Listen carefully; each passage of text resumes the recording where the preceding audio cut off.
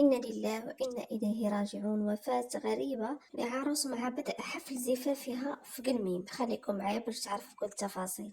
لفظت عروس أنفاسها الأخيرة صباح الخميس بمستشفى الجهوي بقلميم بعدما تم نقلها على عجلة إلى مستعجلات إثر إصابتها بدوار عجلة بتعريضها للإغماء.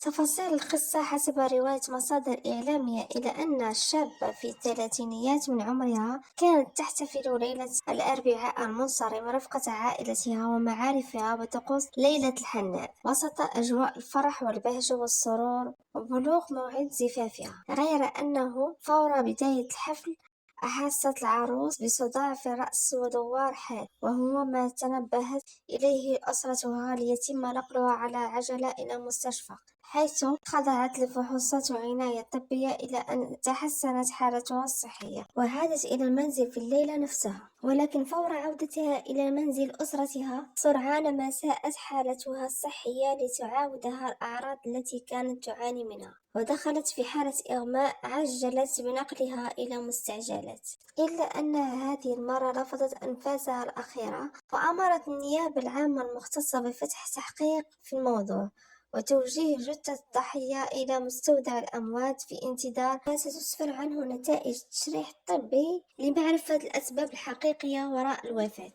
إنا لله وإنا إليه راجعون. البقاء لله. الله يرحمه ويوسع عليه يا ربي ويصبر الأهل ديالها وأهل الزوج ديالها وما رزقهم الصبر، حيت ماشي سهلة. بنادم كان فرحان، كانوا فرحانين وناشطين والعرس وفرحانين ليها، في الآخر كتقلب العرس نازع. فلا حول ولا قوة إلا بالله. الله يرزقهم الصبر، الله يرزقهم الصبر. دعواتكم معهم خوت، دعواتكم معهم بالصبر. الله يرزقهم الصبر والسلوان، والله يرحمه ويوسع عليها ويجعلهم أهل الجنة يا ربي، ويرحم جميع موتانا المسلمين. شكرا خوتي على المشاهدة، بسلام عليكم، إلى فيديو قادم إن شاء الله.